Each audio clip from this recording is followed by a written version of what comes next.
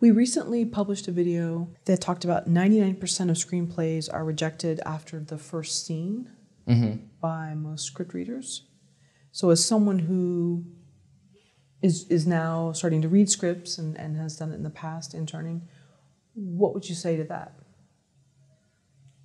I'd say, I think why most scripts get rejected after the first scene is really because by the first page you can tell if someone is a good writer or not.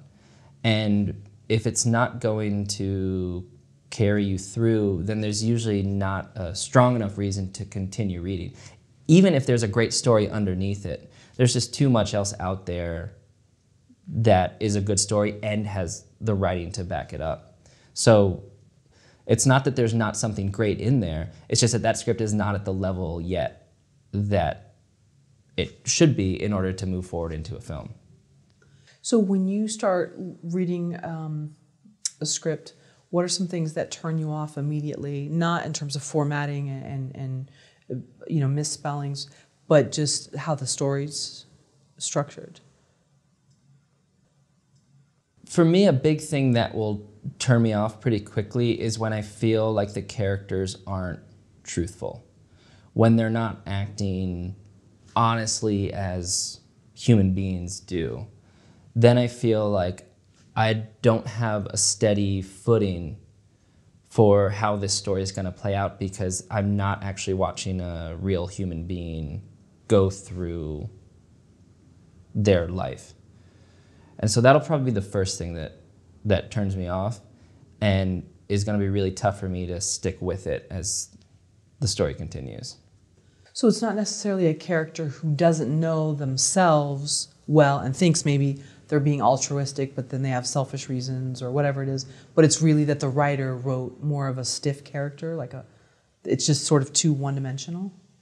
I think that, yeah, one-dimensional characters, for me, just don't feel real, and I'm not as interested in reading a story that has them. How can you, because when I watched your trailer and the character, she looks just like, I believe that that's a real person. I saw this person that I want to see her life unfold, even if it's tragic. She seems real to me. If I were to be reading something, how would I see it where I felt that that person was real to me versus it was too fake?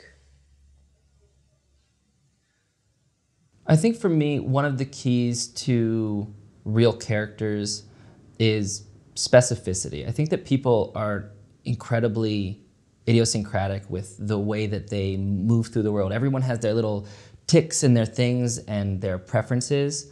And so the more of those you can throw into a script, onto a character, is going to make that character feel real. So whenever I see that in a script, I think that's a real person because I don't know anyone like that.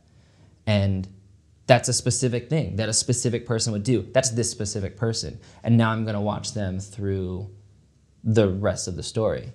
And if those specificities fit into a larger theme that the film or show is exploring, then even better.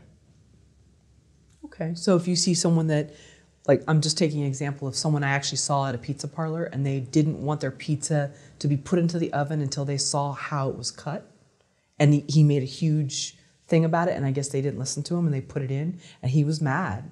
And I didn't want to totally stare at the guy, but just that is a very specific, you can tell that that's probably how he operates with everything he does. You know? Yeah, and that's a very specific thing, and you think that sounds kind of crazy, but you saw someone in the real world do that.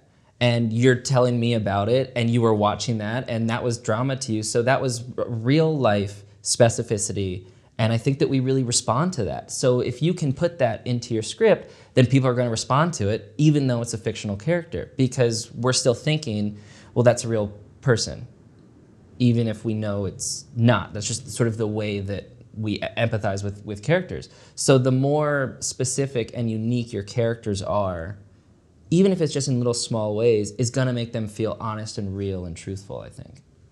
Did you have moments as a script reader where you'd read one page and be like, I'm done this isn't holding my interest. There were definitely times as a reader that I would lose interest after page 1.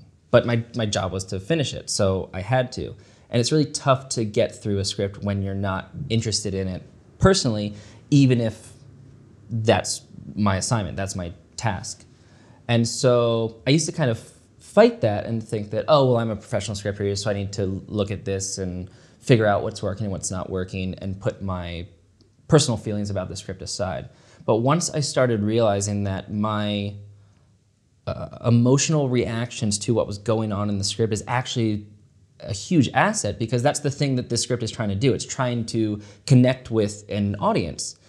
So once I started listening to myself and essentially using my emotions as the tool for what was going on, I could think, okay, well, I don't really care about this character, and then try to reverse engineer why I might not be caring about that character. And so that's where all the craft and the study would come in. But that first thing that really helped me in that job was honestly just me, David, as a human.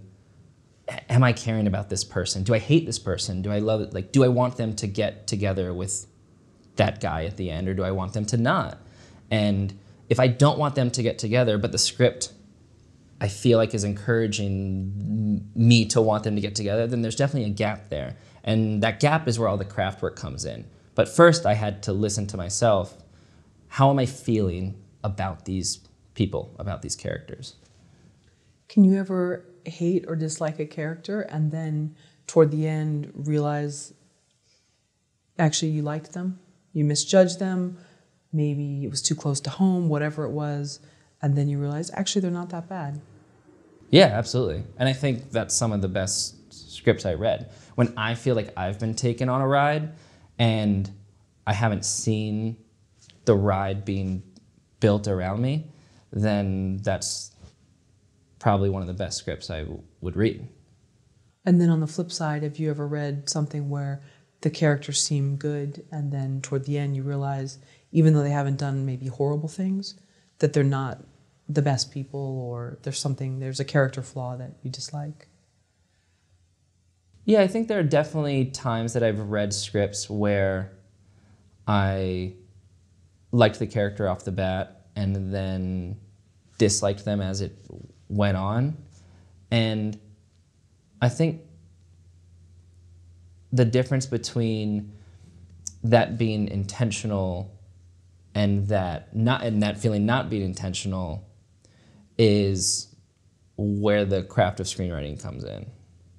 Is it possible to have a horrible first page and then it turns out the rest of the script is actually great? I don't think I've ever read a script that has a horrible first page and the rest is great. I have read scripts where I think the first page is horrible, and then later on I realize, like, oh, actually, here's what was going on. The wool just got pulled over my eyes. That was actually a great first page. That was intentional misdirection. That's definitely happened to me. But I've never read a script where that first page was bad, I think it was bad, and then the rest is actually really great. As a viewer, have you ever loved a film or enjoyed it and wanted to go and look at the script and then realized, wow, the script really didn't live up to how the movie ended up turning out, which was fantastic. But somehow within the production and with the actors, it just transformed? Mm-hmm. There are definitely times I've seen films that are great and I want to go, oh, I gotta go check out that script. How was that written? And then I go and the script doesn't seem as great as the movie turned out to be. Conversely, I've also seen films that I thought were not really that great, but I had read the script and I thought, that's a fantastic script. So I think it's definitely a collaborative process, what we do, and understand that we don't have control. We don't have full control over the project. And that sometimes works to our benefit because we can turn in something that maybe isn't quite delivering on the promise of what we thought this project could be, but someone else can deliver that promise. And that's part of what I'm banking on as a screenwriter, that someone else can make my work even better. But also sometimes, if I think I have something great, that doesn't necessarily mean it's going to translate. And it's tough to say who is ultimately responsible for the finished product when there's so many people that are collaborating together. And I think that's one of the great things about the job, but it, I think, can also be tough sometimes when you feel like I have this really great thing, and then you see it and you go, okay, well, that's what it is. All right, that's the film. I think there are a number of reasons a film can succeed, and I think there are a number of reasons a film can not succeed, both commercially and artistically.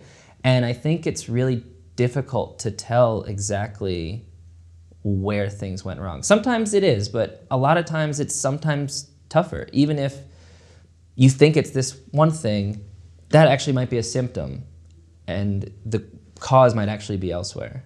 Interesting. Okay. Okay, so it seems like it's this, but it's not actually that. Okay. Mm-hmm.